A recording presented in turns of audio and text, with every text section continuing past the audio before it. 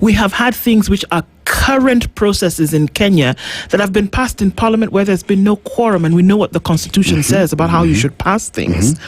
And that if you listen, because we have the opportunity to do that every day.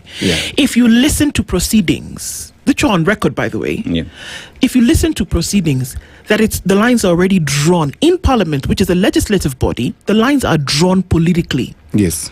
That even somebody who has not been lobotomized can hear that something doesn't make sense. But because of the political side that they are on, they will take that side, even if it doesn't make sense. So that's what's going on. Exactly. And that's what I'm saying. If we look at human behavior in regards to the question you are talking, or the comment you're making, you understand that we have the question of morals versus objectives. And I'm saying Parliament ideally should be a cathedral of morals, where conscience of the country sits. Because in this country today, we'll ask ourselves, where does the conscience of the country sit? Does it sit in Parliament? Does it sit in State House? Does it sit in the judiciary? Most probably today you look at the judiciary and say, there's semblance of the conscience of the country there. In Parliament, there is seemingly patronage, absolute patronage. And parliamentarians, because it's a presidential system, they don't know what to do. Like, our hands are tied. And most of those parliamentarians are criminals. I mean, I beg to differ that parliamentarians find themselves in a point where their hands are tied. Because if you look at the system, let's use the constitution that we have, absolute power does not even belong to the president. Absolute power, one would say, belongs to parliament, who are the representatives of the people. You get?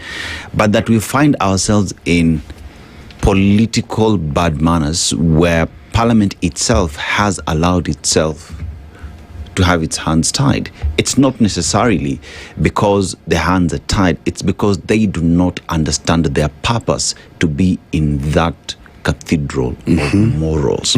So they have let go the system that protects them, which is the people, and have allowed themselves to be used by the guy who sits in that office that has no power anyway. So and just on that, so let's analyze Parliament as you're talking about it, and look at Parliament in the sense of what could they do alternately.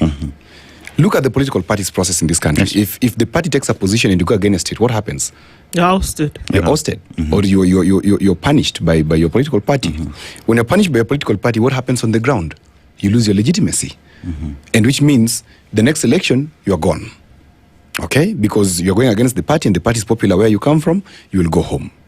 Now, for us to have a sober framework where things are operating properly in this country, if we reintroduce conscience, mark the word that I'm using, if we reintroduce conscience in this country, and we want to look at issues as the way they should be, not from the way they are.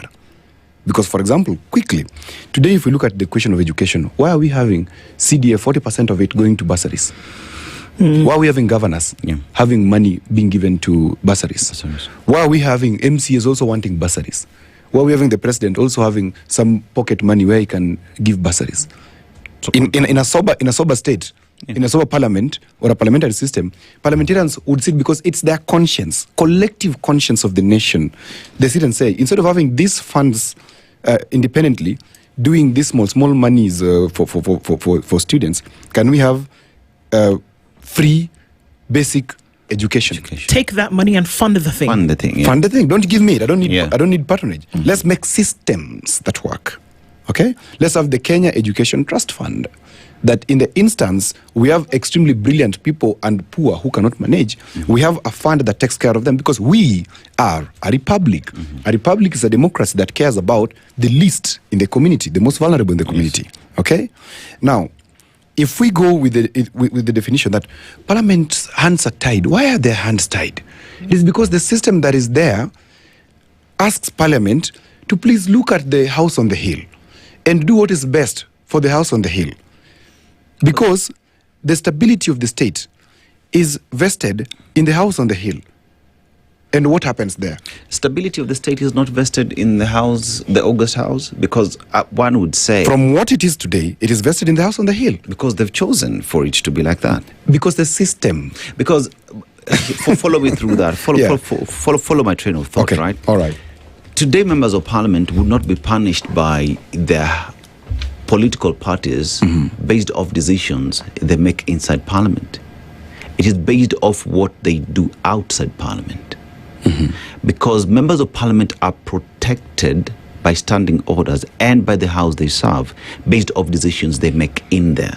But any other thing that members of Parliament do outside that contravene the position of the party, then that is where they get punished. That today members of Parliament have forgotten the powers they have, and they think that whatever they do outside as well applies in the House, goes to show that we have individuals in those positions who do not understand their roles or the powers that have been given to them by that House.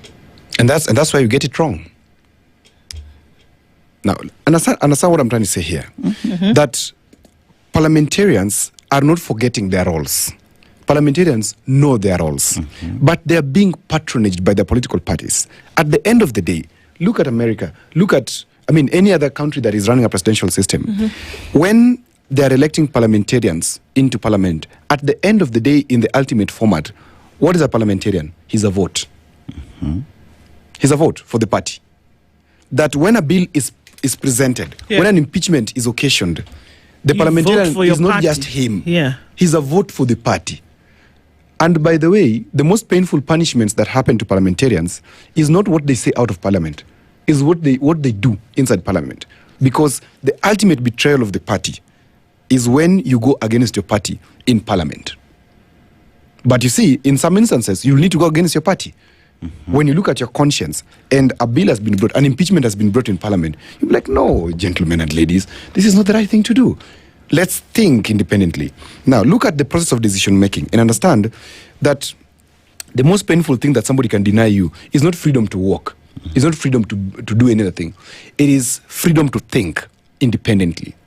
Freedom to make an autonomous decision where you are granted all the decisions or all the information that you need to have to arrive at an independent decision that collectively reflect the independence of thought in parliament.